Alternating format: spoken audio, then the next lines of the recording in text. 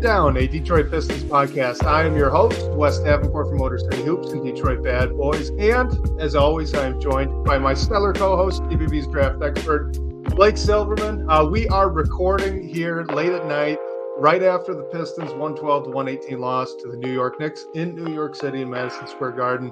And all right, listen, we're just going to hop right into this one, okay? Because I think there's a lot that we can talk about here, both good and bad. But I want to start with the positive because you know what? They did play a competitive game. You had some pretty impressive, at least box score performances from three guards on this roster. Blake, where do you want to open this up with tonight's game?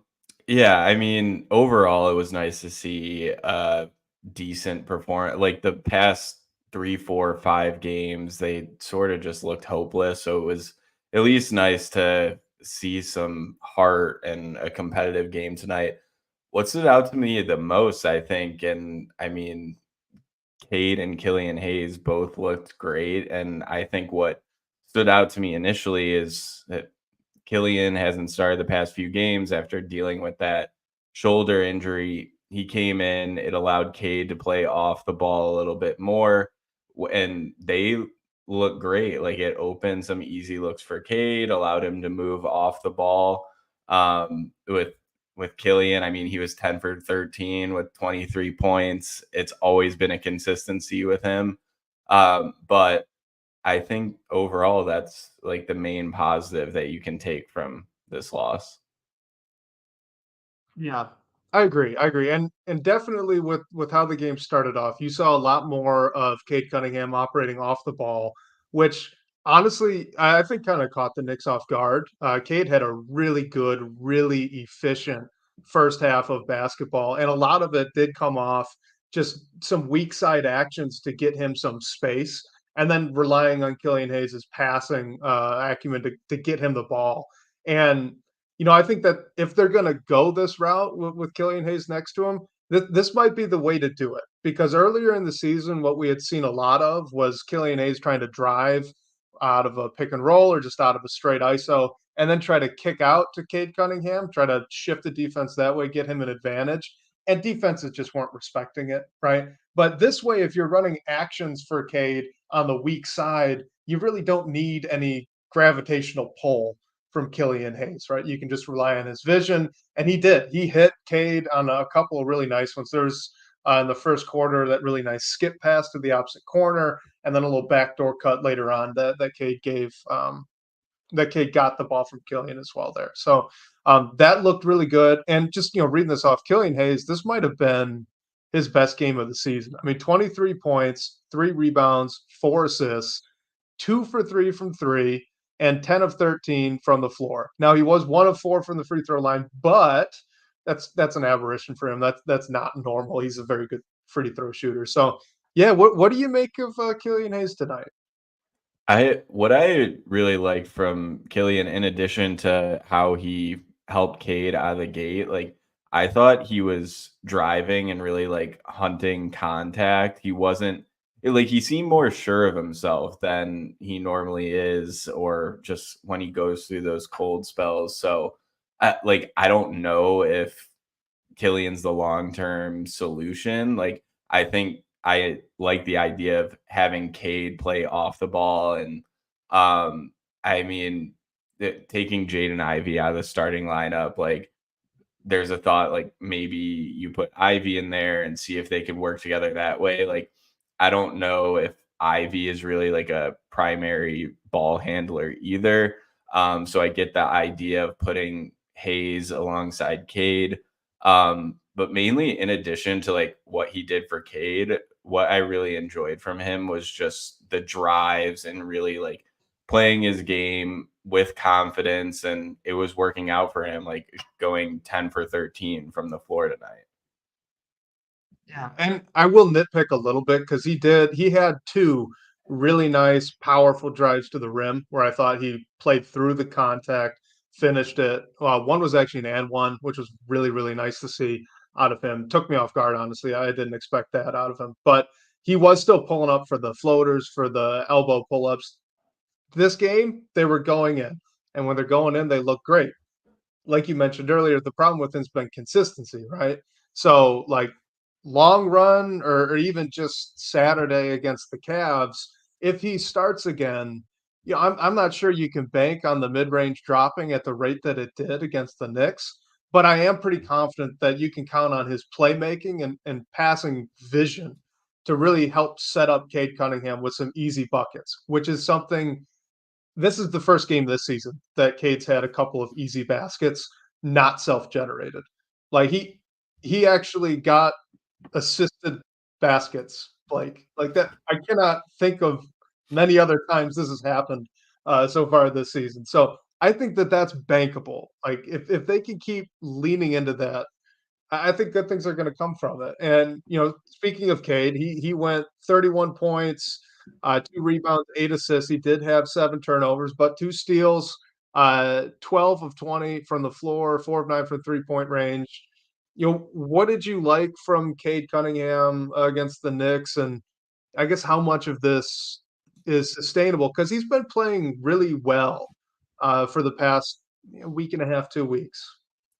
Yeah, I mean, I just like the actions that he was playing in. I guess a little bit of it, like you said, is the adjustment to the starting group, who's around him, and maybe like throwing the Knicks a little bit off guard. I think also another thing is really just like his shooting. He was 4 for 9 from three tonight. So it was nice to see him shoot those at a high clip, and overall 12 for 20 from the floor. We've definitely seen stretches where he's been cold and the shots aren't falling. So it was good to see him score efficiently tonight. The turnovers are still a concern. He had 7 of them tonight, and like like Mantis mentioned in the chat, Cade Cunningham didn't shoot a free throw until the fourth quarter. And I think it was actually 3 minutes left in the fourth quarter where I think he had 26 or 28 points at the time. So he got all those without shooting a free throw. I think maybe that was a little bit due to Hayes's addition in the starting lineup. Cade is playing a bit more off the ball. But still, the whistle isn't there for Cade. I hope that comes along for him. But offensively, he looked good everywhere else tonight. Yeah. With his game tonight, it was kind of a weird mix to me of a little bit of a throwback for him to either earlier in this season or back onto his rookie year with, like you mentioned, just not really getting a lot of contact at the rim, kind of fading away. The turnovers came up to be a big problem, and this was actually something he had more or less fixed going back a couple weeks now. His turnovers early on in the season, when this was a big talking point, were up over 5. Before tonight, I'm not sure what they're going to be after this 7 turnover outing, but he was back down to about 4.5, which is a big drop. He's been taking the care of the ball a lot better. He has been getting to the free throw line better. So those two things did not show up against the Knicks. Those were problems again. But at the same time, he was really decisive to me. I don't know if you felt the same way when you're watching this, but in the past, there have been a lot of times where he kind of gets the ball and he probes a little bit and tries to keep the defender on his back. And he's pretty good playing out of that kind of pace like that. But it's also ended up with a lot of, you know, 3 pump fakes at the rim where the guy doesn't go for any one of them, and then it's just a throwaway. We didn't see that a lot tonight. When he got the ball, he was either getting downhill or he was passing or he was just making a decision right away. And maybe this is more of that point 0.5 offense that Monty Williams had been talking about for a while. Like I do think Cade looked not only more aggressive but more decisive against the Knicks. And if that's something that we can see consistently, I do think you're going to see all of his efficiency numbers tick up a little bit. He just seemed more instinctual.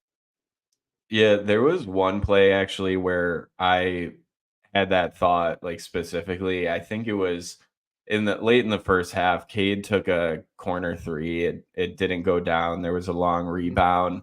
It bounced back out, and I forgot who kicked it to Cade, but he was taking one from the same corner. He had a good look. maybe like before when the shot wasn't falling, he would have hesitated to take that shot, but he didn't hesitate. He put it right back up, and that second one went down, which was nice to see. So yeah, I mean, I think if he does play more decisively and make those quick decisions, trusting his gut, I guess, and the guys around him, then maybe that does like that's what unlocks the most efficiency from Cade on the offensive side, and maybe it results in fewer turnovers as well. Well, and he had a few finishes too, right? Tonight where I don't know if this has been just he doesn't feel like he's got that much of a runway, and maybe the Knicks were giving him more space, but he would get downhill quick and he'd elevate, actually go into Julius Randle. Like I'm not sure the free throw problem against the Knicks. Like I think there may have just been a few missed calls. Like Yeah. that's the first time I've said that this season. We've talked a lot about him needing to not fade away, all these other reasons why maybe he's not getting the calls. Like I thought tonight there were a few legitimate yeah, he got fouled, but he fouled, he pushed through it and he made the layup anyway. So it was, whatever, who cares? Could have been an and one, but it didn't matter. But a lot of it was because he got up in the air and he went into the guy's body and he tried to finish instead of getting a little cute with it down underneath the hoop. Yeah, I actually wanted to I meant to bring this up, I think either last week or the week before, but now that we're talking about the foul thing a little bit, like I went and looked on Cleaning the Glass that has some like foul drawing stats, and Cade gets fouled on 8.7% of his shots. So in comparison, that's in like the 60th percentile of guards in the NBA. So he's like average, a little bit above average, and he's actually improved in that sense. And I'll throw away last year because he only played in 12 games, but from his rookie season. So I think maybe just us watching it, we're seeing like this lead guy who has everything flowing through him and he's shooting 4 free throws a night, but he actually is like getting calls sometimes. I mean, I still think he gets a bad whistle, but I don't think it might be as bad as we see watching every game in and out and getting frustrated by it. Well, and it stands out more because they don't have anyone else on this roster that's really drawing fouls at acceptable rate for a lead scorer, right? I mean, Cade, do you know what he's at on average for the season so far in terms of free throw attempts per game? Um, Sorry, I'm trying to look at this really quick. Bad podcasting, Podcasting, sorry. sorry. um, I am looking at it right now.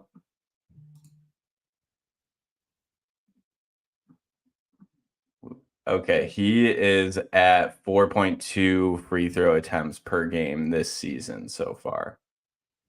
Yeah, so that's what I was going to guess, and what I was going to say there was, long term, I'm not sure how much higher he really needs that number to get. He just needs to actually shoot the 4 to 5 free throw attempts per game. He's been kind of a roller coaster on this so far this season. But to your point, it stands out when there's no one else that can do it, and I think that's kind of been the story of the season so far. So before we get too far into a couple of the problems, we'll call them problems tonight against the Knicks, let's shout out really quickly Marcus Sasser because that man's been in a slump for a while now. This entire losing streak, so essentially the month of November, he outside of a couple of games where he's looked good, his shot's just not been falling. And as a rookie, that's pretty tough to deal with. But you know what? Tonight, 17 points, 4 assists, 2 rebounds, 5 of 7 from three, 6 of 11 from the floor in only Yeah. 20 minutes, too. Like, great game from the Rook. Yeah, and like he really is what kind of drove that second quarter run to get us tied at halftime and kept the Pistons like in the game at certain points. And like what I love about him, and I mean, I don't think this is really ever not been a part of his game, even in the slump, is just like his confidence as well. If he has a good look, he's gonna put it up. He's really not afraid. Like I was kind of wondering if NBA range like would be not an issue, but if he wouldn't shoot at such like a high clip as he did in college just for like a little adjustment period, I think he's proven even through that slump like he's capable of being a very good three-point shooter in this league. He can also generate offense off of drives and kicks or whatever it is. Like obviously the thing with him is always going to be the size, but I think he's proven that he's a scorer. He can get you a bucket. Hopefully, he develops into like one of those guys the Pistons can look to when they need someone to go and get a bucket, because that's not something that we've had like through this streak and has really like led to a lot of these blowouts, honestly. Yeah, and I mean he's so shifty, right? I mean he took Julius Randle out of his shoes on a honestly broken play. Like they blitzed him in a pick and roll with two bigs. I believe it was Mitchell Robinson and Randall to stop the downhill momentum. He backed up. Robinson went back down to the roll man, and he just crossed the heck out of Julius Randle, sent him going in the wrong direction, and then buried the three as well. So for me, like that is something I really underrated out of him coming out of college. Just the lateral quickness that he has, the contact balance that he has, and the he has that ball on the string, right? He can just really create space, which really important for a guy his size, right? You know, he's so small, he's so short, like he's going to have to create space. It's not shocking that 5 out of his 6 makes from the floor tonight were threes, right? But like you said, he's a streaky shooter, but he's a good shooter. And nights like tonight just kind of go to prove and in the long run, you've got a good player here. You know, he's going to be a good one. I think I'm really impressed with him so far this season. Yeah, I mean, it's just good to see for him. Like, obviously, this game, like, it's another loss. Like, things still need to change. Like, this team just needs to get one so bad. Like, I really thought it was going to be tonight, but especially just to see a guy like Marcus Sasser who has been struggling lately. We were kind of wondering if he slipped out of the rotation because of his struggles or if he was going to go in and out, but I think tonight is huge for him, and it's just like huge for the team in general to have a guy like that in the second unit who you can go to, know has range and can knock down those shots. And also there's still some questions about him like defensively in this league, but the effort's always going to be there. So I think it's important to have someone like that you can really go to, because the offense has just been dead at some points throughout this streak. Like we've spent a good 18, 19 minutes on some positives out of the loss here to the Knicks. Let's talk about the other stuff. Um, so let's just start here. All right. You got 31 points from Cade, 23 from Killian Hayes, 17 from Sasser. All three of those guys scored it very efficiently. The next highest scorer is Jalen Duren with 10. After that, it's Marvin Bagley with 8, Isaiah Livers with 6, and he went 2 for 8 from the floor, 1 of 5 from 3. You got Jaden Ivey, who had 5 points in only 13 minutes, which we'll talk about here in a second as well. Not a lot of other guys showed up, is just kind of the blunt way to put this one. Yeah. So my question to you, sorry to cut you off there. My question to you is obviously Monty Williams, he shook up the starting five, he changed up the rotation.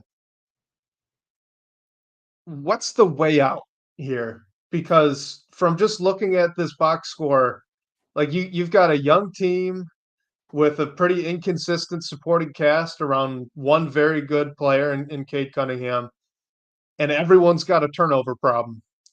and they don't have enough firepower to make up for it. Yeah, I mean, I don't know if there's an easy answer to that question, but at least tonight, what has kind of stuck out to me is Isaiah Stewart. And like I know he's the heart and soul of this team. Like he's shot the ball better this season. Like he's still not getting the respect that he probably should on the 3-point line, and that might not ever come, which limits the team in other ways. But I don't there's still like we talked about his turnovers a few weeks ago, and I think with him, I mentioned it's just about doing too much. And I noticed tonight he seemed like he didn't really make up his mind what he wanted to do. He ended up like putting the ball on the floor, which led to like a turnover or just empty possession.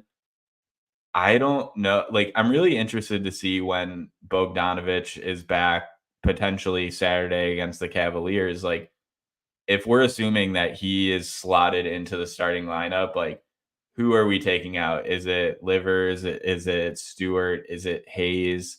I mean, I think if you just replace Stewart for Bogdanovich, like that's gonna give you the spacing that you need, and also allows Cade to like play off the ball if you keep Hayes or even put like a Marcus Sasser in there or something like that. I don't know. Like before the season, I assumed when I was looking through these rotations that Stewart would maybe be the guy that would be the sixth man off the bench, like a second big. I don't see Jalen Duren like coming out of the starting group when he's healthy. So it seems to me like the playing Stewart at the 4, Duren at the 5 might I don't want to say is fully like out of the picture, but it might just not be working right now. And put in a Bogdanovich for Stewart or someone else and just see how the whole stew off the bench thing works. And maybe that unlocks the starting group to more scoring. How do you see it?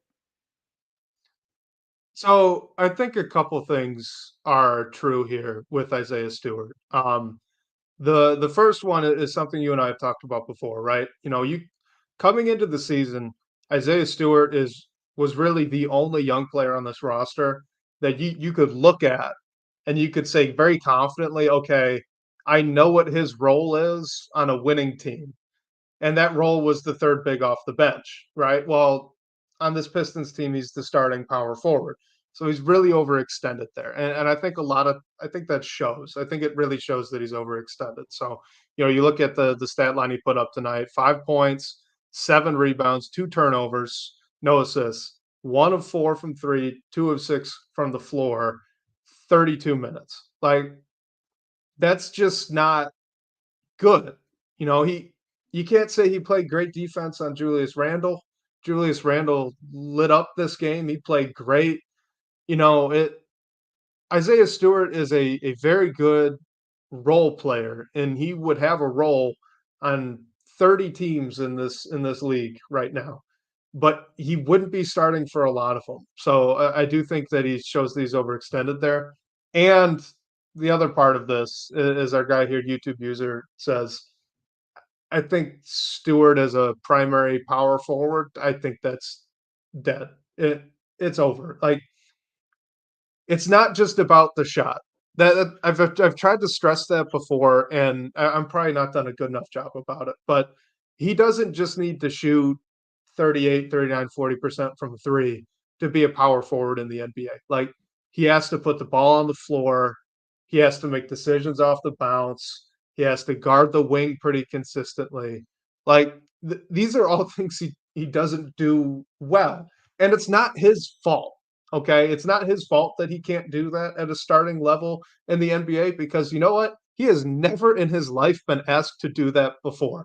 So this was always kind of a long shot experiment. And it was always, in my opinion, based on that he's got shooting potential, which he does. I mean, I know he went 1 of 4 tonight, but he's close to 40% on the season on good volume. He's shooting the ball well. Like the problem's everything else, and everything else he can't do as an NBA power forward, at least as a starter. So to me, Isaiah Stewart, he needs to be your backup combo big. I think you can play him at either spot. I just he needs to be a 5-4, not just a 4, which is almost all he's playing right now. I mean, I don't think he actually has played any minutes, or at least hardly any minutes, at the center position this year, except for when Jalen Duren was hurt. Like it's just not gonna happen. I don't think it's gonna happen. Right. And I mean, I think if you do put him into that second unit, like it helps because we're going to like Marvin Bagley as our backup big right now. I know Wiseman got some time the past two games. Like neither Mhm. Stu is better defensively than both of them. So I think that helps raise the defensive floor in the second unit. And we know that unit has had some trouble scoring. So if they could at least like defend a little better, I think that's a positive. Um, yeah, I mean, before the season started, I saw Stu as the first guy off the bench. I don't know, like I don't think the extension he got really has anything to do with it. I still think that's a very good contract, and with the cap the way it is, For like sure. I think it's going to look like a value. Um, but I don't know. Like I just want to see a starting lineup when Bogdanovich is back. Like at least if it's just for a game, like see what it looks like not going Stewart Duran as your front court. Yeah. I agree. I mean, listen, I love Isaiah Stewart. I really like him. I've loved how he's played in Detroit. I think he is the leader that he gets talked up to be. He's a very high energy player. He's just overextended. And honestly, you look up and down this roster, I'm not sure there's a guy that isn't overextended right now. Maybe Marcus Sasser, because he is coming off the bench as a scoring guard, and that's kind of the perfect role for him. And you can make an argument for Jaden Ivey too, because he's being a bit underutilized. Which actually, you know what? Let's talk about that. Let's talk about Jaden Ivey a little bit. He played 13 minutes. A lot of those came in the fourth, which is good, but he didn't play the entire first quarter, and he didn't play the entire third quarter. This was like a weird 2-quarter suspension or something internally. I don't know what the heck happened. I, Yeah, that I have really no can words. that really confused me. We were texting about it when we didn't see Ivy in the first quarter. I think this podcast would have went a lot differently if Ivy didn't play at all. Uh, And I said like when we didn't see him in the first quarter, like if he plays another 15 to 20 minutes, like we need to talk about what's going on there. He picked up three fouls in the second quarter, so who knows like what happened or what Monty's plan was, why he didn't play in the first and then again in the third. I guess I'm giving him a little bit of a benefit of the doubt because of the fouls thing. We saw him for 8 minutes in the fourth quarter. He made one big three, which was really like his only shot of the night. But yeah, it's just the Jaden Ivey situation. I am trying to wrap my brain around, and I am having a struggle doing it right now. Again, similar to what I was just saying about Stewart, like I assumed like my preference would be him as the first guy off the bench, still getting heavy minutes.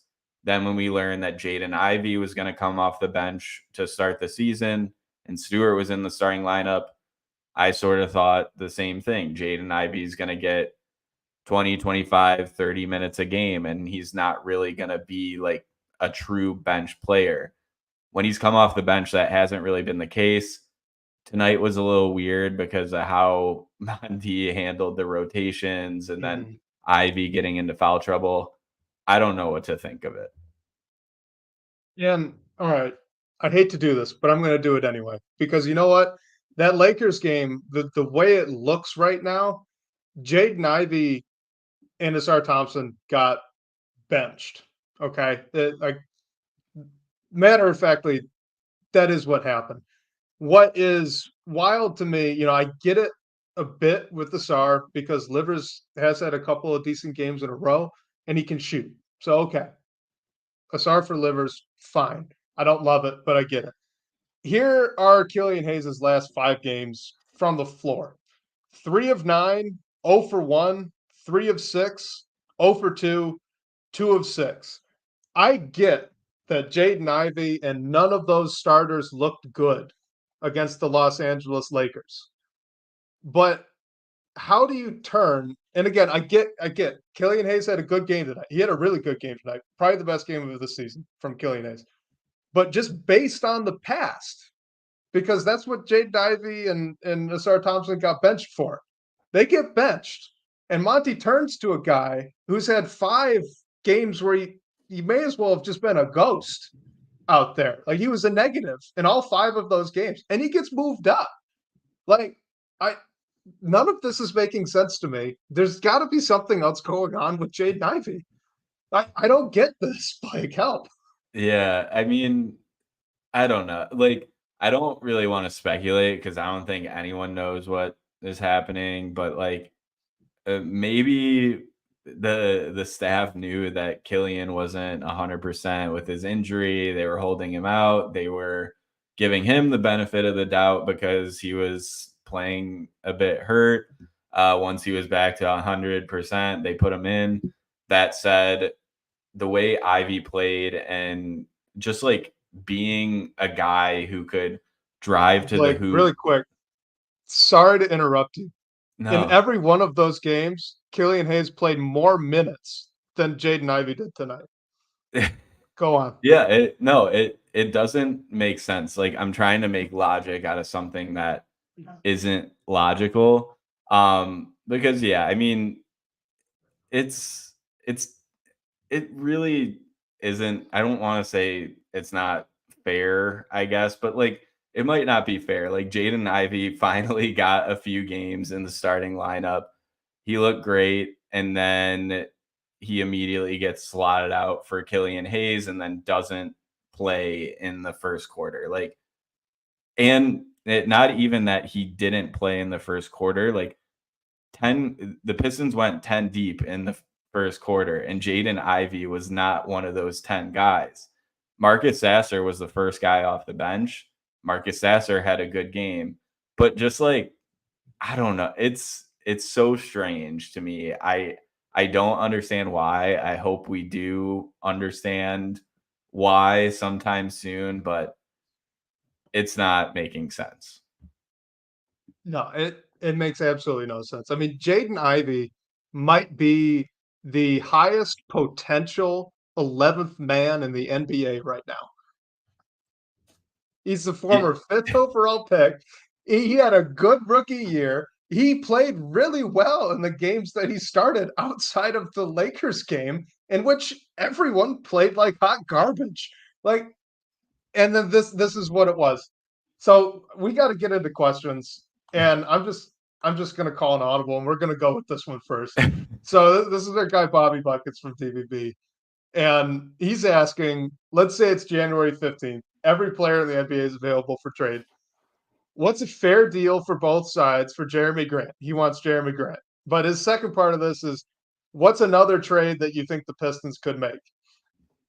And I'm going with this one first because we just talked about it. You had 2 guys score over 20.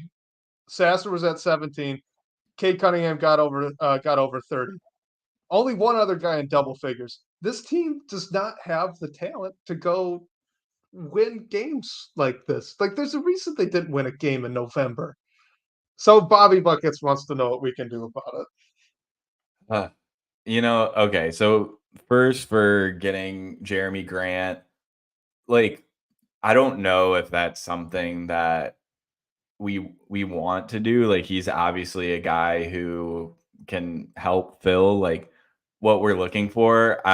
But he just signed like a 5-year deal, and going like on a 16 game losing streak, I don't know if you're ready to commit $27.5 million for 5 years.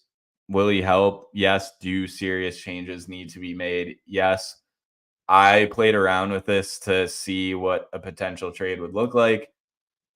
Joe Harris and or Bojan plus Killian Hayes gets you to Jeremy Grant. I think that is essentially giving Portland a ton of flexibility in cap space because they're not committed to Jeremy Grant any longer. They can wash their hands of Harris or Bojan if they want to at the end of the year, as well as Killian Hayes. And also, maybe we have to send some like draft assets because I don't think you're getting Jeremy Grant for essentially just cap relief on the Blazers side. So that's what a potential framework looks like to me. I'm not sure if you had anything different. I just don't. I don't think there is one. From two sides, right? I think both sides would probably pass on the idea. So from Portland's end, they've shown really no indication that they want to tank it all this year. I mean, they seem to want to stay more or less competitive. And if we're all being honest, I mean, this is not the year to tank. There's no Scoot, there's no Victor, there's no Zion, no Luca, no Cade, none of that. This draft doesn't have that super high end top level guy to have a bunch of teams tanking for. So they probably want to stay competitive. So I don't think they just dump Jeremy Grant for salary relief, like you said. And then on the Pistons end, I mean, Jeremy Grant, he's not a spring chicken. He's up there. It's a long term contract. It's 5 years, and I think he might be a little overpaid even now. Obviously the cap's going to go up, so there's a chance that as the years go on, it gets a little bit better as a percent of the total salary cap as he ages and kind of falls down and tapers off a little bit. But just from a Pistons standpoint, I'm not. The fit was great when he was here the first time. It would have been great, on the contract he was previously on as well after they had traded him to the Blazers, but 5 years at that number, I don't think it's a good idea.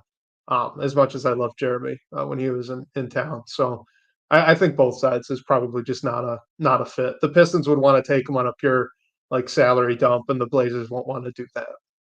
Right. Exactly. Like I think where it would get held up is draft capital. I think like the Mm-hmm. Pistons situation is a little murky with they owe that protected pick.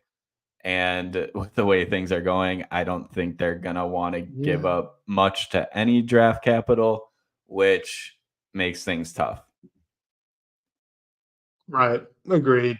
So, what's another trade that you think the Pistons can make? And I'm going to shift this a little bit to just like names that you've got on a target list. And Yeah. I'll go first because I actually made one. So I'll give you some time to think about it. For me, I've got what is this? 7 names here. So Zach Levine is an easy one. DeMar DeRozan, Rui Hachimura, Julius Randle. I don't think they'd trade Julius Randle, but you can call I Pascal I don't Siakam, think they Keldon will either. Johnson, Devin Vassell. Yeah, no, I don't think they're moving Julius Randle, especially not the way the Knicks are playing right now. They're still a very good team. So cross him off then. I think those two forwards from the Spurs could probably be gettable. They're on pretty good contracts, and they're not game changers, but they both can score. And maybe you can shift deck chairs on the Titanic a little bit with these two very bad teams, and the Spurs and the Pistons. Siakam, he would be a good fit there at the 4. Rui Hachimura is probably the easiest guy to get. He's a good scorer. He's not as good of a 3-point shooter as maybe you'd like to see, but he is average at it. And he can defend a little bit better than Bojan, and he's younger. So, I do think you could probably do the 1-to-1 Bojan for Rui in like a second, and the Lakers would probably think about it. Um, but I mean, if this is going to be the way that they use Jaden Ivey, How does Zach LaVine sound? Yeah, I think what the Bulls are doing is really interesting and like relevant for the Uh, Pistons. Like another name that I thought of was Alex Caruso. He's on a I'm fairly sure. cheap contract. He's also only partially guaranteed next year, so we know this front office prioritizes flexibility. Caruso gives you that. He also brings defense. So I don't know. I don't really have like a wish list for this per se. I feel like I've tried to think about what could actually happen, and I think the Spurs forwards and maybe even like Devonte Graham over there is like a realistic trade that we can make. I was trying to like work around to see what a trade could look like. I couldn't really like figure it out exactly, but I'm kind of just picturing like Killian Hayes being sent to San Antonio and becoming like a great backup point guard in the NBA, which is kind of like a nightmare, but I don't know. It's just something I could see happening. The Spurs, Lord knows they need a point guard. So, I mean, maybe they would really have some interest in Killian. My thing with all of this right now is like I get that some fans won't want them to make a quote unquote desperation move or a desperation trade, try to cash in on one of these young players that they have for a late 20s star who can maybe lift the team up this year, but not as much in 4 or 5 years. But here's the thing: like, you can't be the Charlotte Bobcats that lost almost every game that season and think that the guys you have on this roster are going to pan out the way that you want, right? You can't you can't have multiple weeks without a win and hope that the guys you have are going to pan out the way that you want. Like at some point, these guys are either going to need to start winning somehow or be elevated to start winning somehow, or the wheels are just going to fall off entirely. I mean, look back at that Lakers game, right? I mean, they got punched in the mouth after a nice opening 2 3 minutes, never recovered. They weren't running after the inbounds to get the ball in quickly. Energy was just drained because it's not for a lack of effort. These guys have just been hit so many times. This is almost the same roster as last season where they won 17 games. And now they just rattled off a, what are we up to now? 15, 16 game I think it's losing streak. 16 now. Yeah, they didn't win a game in the entire month of November. Like you cannot let this continue happening and think that Cade Cunningham's going to be an all-star one day in Detroit because it's not. If this keeps up, that's not going to happen. Just full stop. So in order, this is like the most circular logic that I've ever had, but I'm going to roll with it because in order to save the developmental process of whatever young guys you can keep, you need to cash in for a Zach LaVine, a DeMar DeRozan, a Calvin Johnson, a Siakam, someone that can come in and just get buckets and then hope for It the best. Yeah, like I like that. I'm just like not sure how realistic it is. I know. Like like are we gonna go and make a trade for someone who is like what Siakam makes like 45 million a year or something like that? Yeah. I I was just thinking when I was like going through like a trade we could make, like, I feel like it's gonna sound so inconsequential, but, like, I could just see it being like we're bringing in a Doug McDermott or a Jetty Osman to at least be, like, a veteran body that's healthy, like, someone that can shoot the ball. It sounds sad, frankly, but, like you said, we're at the point where something needs to happen. Like the past few games, however long it's been, the team is just like helpless. Really, like they get punched, they just lose everything, and there's no sense of getting back in the game. There needs everyone's saying like there needs to be changes, which I agree with. Like, what is that right now? I don't know, but I don't know. Maybe just like we can make a move where the assets that we have in house that aren't playing, like someone will take them on as a salary dump, and we can at least bring in someone that can contribute to this team to help us win a game at some point. Yeah. No, I completely agree with that. And I think those moves need to happen as well.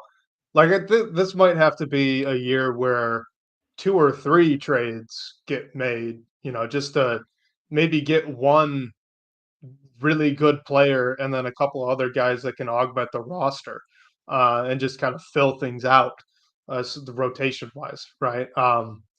But I'm with you on the something needs to change. You didn't win a game in the month of November. I keep coming back to that, but like that doesn't happen often. That's actually it's worse because that's really hard to do in the NBA. These guys are all ridiculously talented basketball players. Even on this Pistons team, they're all incredible basketball players, and they didn't win a game in November. You have to change something. I do have a question that I was thinking about today.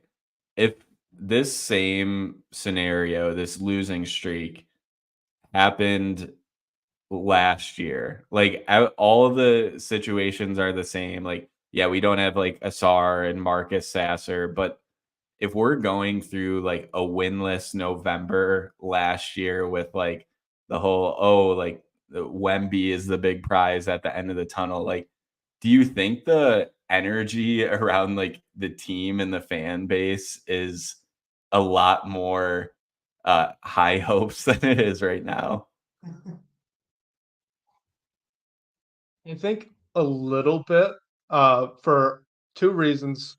One, I'm assuming Cade Cunningham's still out in this scenario, last season, and 2, it would have been last year, and most people would not have came or didn't come into last year really thinking this team's gonna be really competitive. Some did, it wasn't as big of a segment. This year felt like a lot of fans were thinking, okay, play-in game, like we'll be close to it. And there were a lot that didn't, but the group was a little bit larger. And I think a lot of that just has to do with it being what year 4 of the restore, right? So Yeah, I think with the time frame comes a little bit more cynicism, probably. All right, definitely. next question here. This is from Broad Fork Advisor from the DBB comments. He asks, how good or bad is Asar defensively, one-on-one versus power forwards and centers? As Bogey gets closer to a return, could a front court of Asar, Bogey, and Stu hold up defensively? For the first part of this question, I'd honestly say he's pretty good defensively compared to like front court players across the league. Like, I mean, he's undersized compared to most. Like, he's 6'6", so he's gonna have a disadvantage there. But I think like the fundamentals and instincts that he have are like second to none. We were talking about him being like all defense in his rookie year. I don't know how realistic that is now, but I mean, I think he's like a really good defensive player, both off the ball and guarding on ball. And compare him to like anyone you want in the league. Like, yeah, there's elite defenders, but I think Asar can hold his own against like anyone's like top option. Like, yeah, are some people gonna get buckets? Like, are there gonna be the guys you can't stop? Yeah, but he's gonna make them work for it, and at least make like life difficult. As for a front court with Asar, Bogey, and Stu, I would say flip flop Stu for Duren here. That was my ideal five coming into the season: Cade, Ivy, Asar, Me Bojan, too. and Duren. Um, So that's what I would go with. Like Asar will help for a lot of what like Bojan is liable for out there. I think just if you flip flop Stu and Duren there, I think that is doable defensively, and you can get by. How do you see it, Wes? I totally agree on the second part of that with the lineup. I think that would hold up with Duran there at the 5.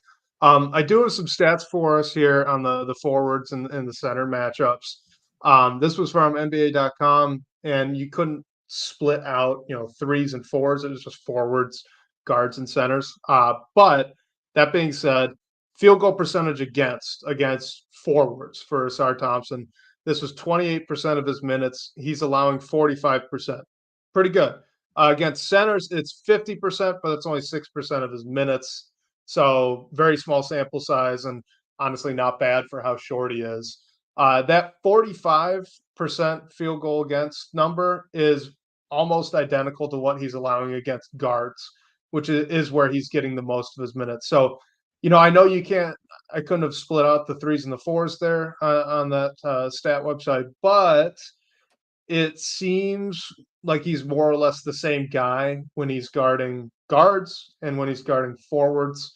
And you look around the league, right? There aren't too many Evan Mobleys out there or Jaren Jackson Juniors that really play that power forward spot. It is a lot more wing-y type players. So I do really think he can hold up even against the taller power forwards for 48 minutes. I do think he can do it. Yeah, and I guess the concern with him not being able to is his size. Really, like having opposing shooters just like get over the top of him, and that's how they beat him. Like I think he's kind of proven he's not really gonna let that happen, or at least do everything he can not to. And man, just like his mid-range pull-ups, like how high he gets and like over defenders, I really think that he can at least do what he can to contest most shots, even if he's guarding up. Yeah, I agree. All right, let's jump into a couple more questions here. This one from @Pistons on Twitter. He's asking, why doesn't Bagley get minutes in the fourth quarter? Second question, should he? I I mean, I think it's honestly just like Monty's been rolling with who is playing well. And I think with Bagley, it's always going to be defense is the question. Um, but I don't know, like if Bagley's the one that's like scoring for us, then yeah, like I'm not opposed to it.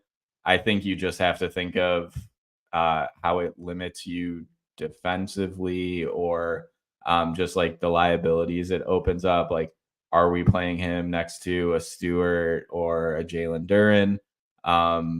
And then what happened? I'm also confused with Marvin Bagley since like Wiseman was getting his Oh minutes yeah, the past third, couple right? games. So yeah, I need to wrap my head around that as well. I think he's had a good season so far, so I don't see any reason he shouldn't get fourth quarter minutes if there's opportunity for it.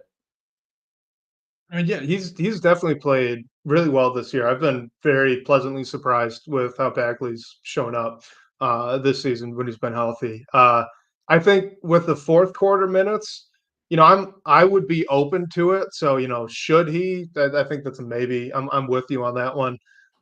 Why he doesn't though? I think one thing we can pretty confidently say about Monty Williams is in the fourth quarter you either need to shoot or be a good defender to get minutes. And Marvin Bagley doesn't do either of those things. So, like, you look up and down the roster, who played in the fourth quarter, right? Jay Knight, well, he can shoot and he can get to the rim. He's not a great defender, but he can shoot it. He's shooting well this year. Sasser, he can shoot it. Burks, he can shoot it. Stanley Amude, shoot and an okay defender, right? Like you just go up and down. Even Duran is a good defender, though he's been hobbled, and I am a little worried about the ankle. Stewart, he's shooting a good percentage. He's a good defender. I mean, you could just go all the way down the list of guys that played fourth quarter minutes, and they've got one of those two things. So Bagley doesn't have either. I think that just kind of tanks his shot at fourth quarter minutes, to be honest. I don't know if there's much more to it than that for him. Like, can you think of anything? No, that makes sense. I agree with it. It's probably just like a versatility thing. Like we know what he is, and maybe it just doesn't translate to clutch time, and that's really that. I am interested to see his role moving forward. Like if he's going to be a healthy scratch at any point, I don't think he should. But yeah, I don't think it's anything more to look into than that. All right, so we got another one from Twitter here. This is at Doe Jumars, shouting out a Free Press article from guy Sean Windsor, saying, I read beat writers talk about if things don't get better, Weaver needs to go. That was the title of the Free Press article by Sean Windsor. He's asking, what is better, and why should better than quote unquote historically bad be a barometer in year 4 of a rebuild? Tough question. Yeah, definitely a tough question. Also, yeah, it was just want to clarify it was like a column from Sean Windsor. Don't want our guy Amari catching any strays or anything like that. But better to me is 15 wins, like our record last season, and that is with your star player or not being out. Like if Weaver gets close to winning like 15 to 17 games again, like yeah, the seat has to be a little hot. Like should we make a move? Like probably at that point. I'm still unsure of what making a front office move right now would do in the middle of the season. I just think like you have to see what's going on. Like if this team can improve, let Troy Weaver have the chance to improve it.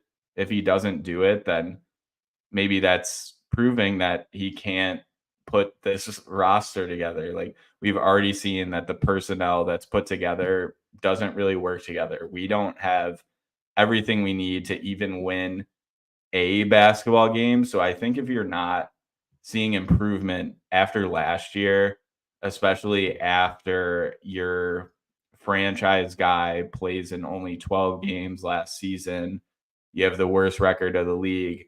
You get him back, you add a guy like Asar Thompson. Yeah, there are some other injuries that are impacting things, but if you can't improve with the guy who's supposed to be the guy, I think that does say something about the front office, and that's like the barometer of being better, I guess. Do you see it any differently? Oh, I don't. I mean, I've been saying since the summer that if they don't win 20 wins, honestly, if they don't even get above 23 wins, like there are going to be some difficult decisions. I don't know if that's fireable per se, but at least tough conversations will end up being had if that ends up being the case. And right now, it sure does look like things are trending that way.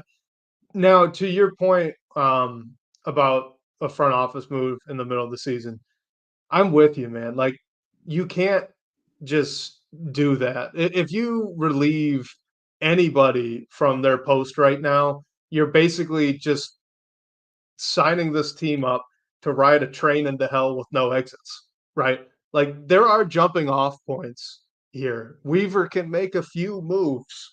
There's a lot going on in the NBA right now. You look at the Bulls, they're going to have a fire sale. He doesn't even have to go and get a guy like DeRozan, Levine, whatever. He could just get involved on the side of something like that, make an improvement on the margins of the roster. Like there's still a lot of season left, and there's a lot of things that can be done.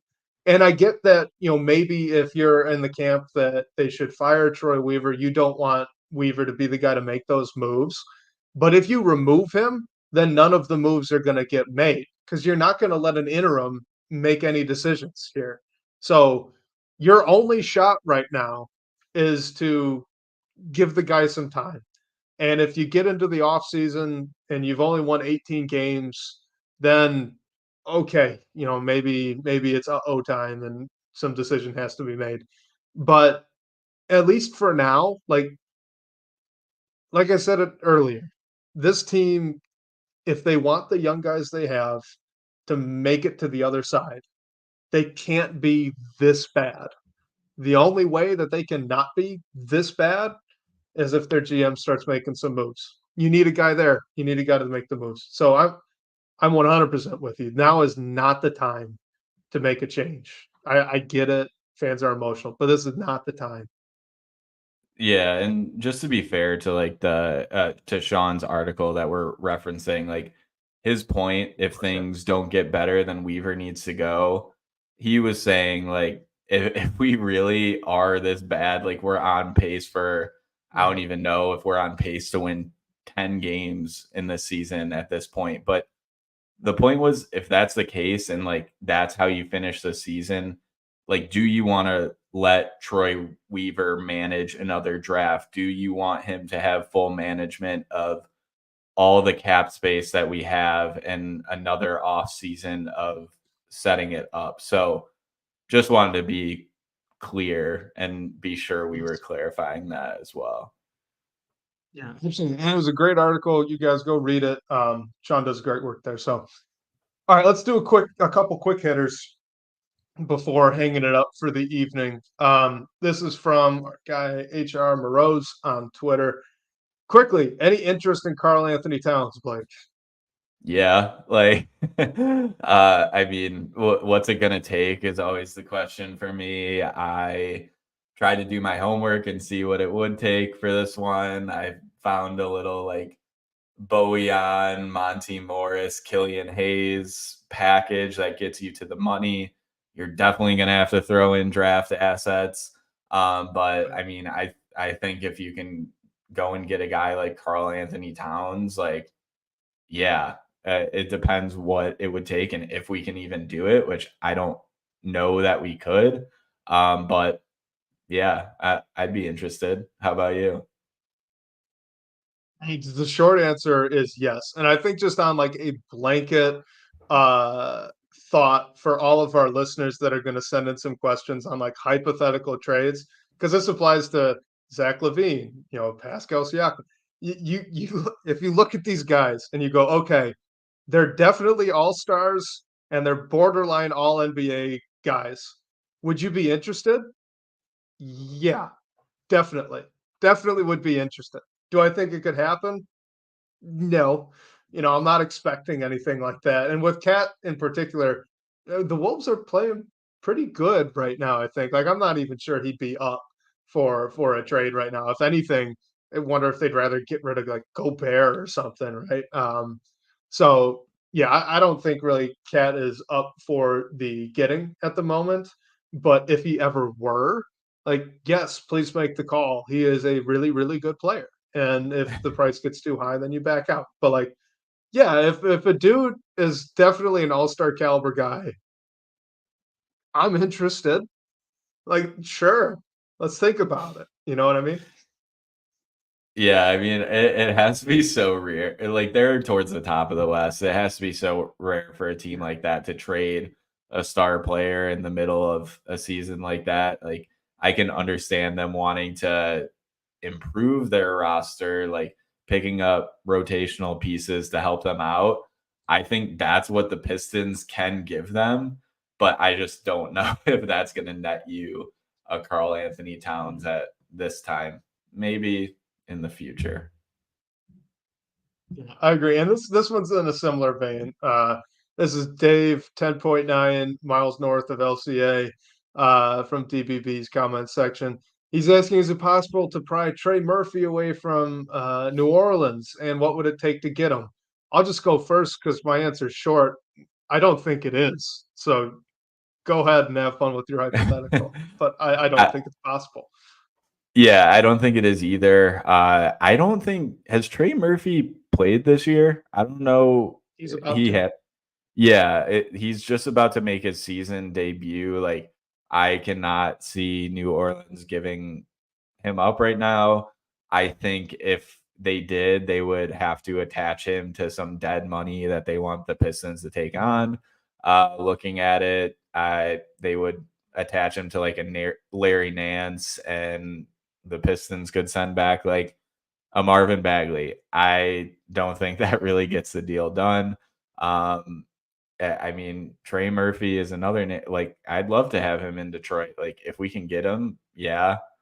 I don't think we can though, unfortunately. Yeah, he's a great player. He's a great shooter. He's a pretty good defender. He fits like a glove with what they're doing down there. I don't think there's any way. So let's close out on this one. This was kind of interesting. And hey, it continues our finish the pod with Asar Thompson. So this is Base Pistons again on Twitter. He's asking, is Asar Thompson's heavy defensive role responsibilities hindering his offensive development, like his shooting, for example? Well, first I have to say I love this tradition. It always ends us on a positive note. Even though Asar has had some struggles, he didn't start tonight against the Knicks. I personally don't think his like defensive workload is hindering the offensive side. I think it's more, I guess, just playing alongside a guy like Cade, or maybe just like playing with Ivy and Cade in the past few games. I think when he was developing, like he was a, a great playmaker. Like we've seen those flashes already. And he was like known for his defense at that point too. So I think it's just a little bit of an adjustment to the league, adjusting to who he's playing with. He's not the first, second, or maybe even third option in any of our lineups that we're playing. Can he work to that? Yes. And I don't know. I just don't see like, I know he's working hard on defense. Oftentimes he's drawing the opponent's best player, but I just don't see that impacting the work he's doing on offense. Is there still a lot of work to do on that side? Yes. But we're still like not even 20 games into his career. So I think it's just coming with time. And I also want to give Asar a shout out because he made a three tonight. I was happy to see that go down for him. But yeah, He did make the three tonight. Yeah, what do you think on this one? I think I'm with you that the answer is no. I don't think it's really hindering his offensive development. But I think it's because all of the things on offense that he's struggling with were things that we knew he would struggle with. And, we kind of got lucky last season with Jaden Ivey, right? Jaden Ivey actually added a mid-range game during the season. That doesn't happen very often with young players. Like guys, not even just young players, veterans, NBA veterans, like guys do not usually add something new over the course of the NBA season. That stuff all happens in the offseason. Once they get to the league, can they improve at things they're already good at?